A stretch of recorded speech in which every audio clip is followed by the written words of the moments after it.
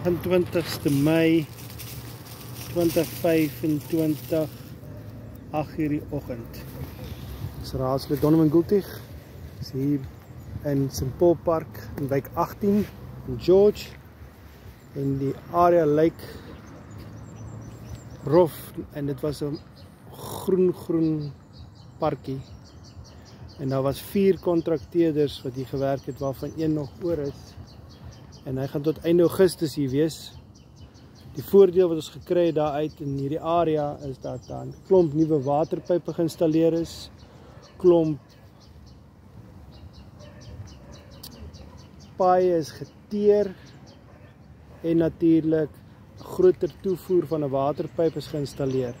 So hierdie voordele het hulle wat ons nou ontvang het in die area, moes hulle nou naby wees om dit so gou as moontlik te doen en klaar te kry. En hulle is nou klaar. Augustus maand is die laaste area oop, maar intussen van volgende maand af in Julie, voor Julie nog, gaan hulle al die kontrakteerders kom en gaan vir ons 'n topsoil gooi hierso en weer nuwe gras. In daai tydperk wil ons net vra vir almal om nie op die gras te ry nie, sodat dit lank vir ons almal hou.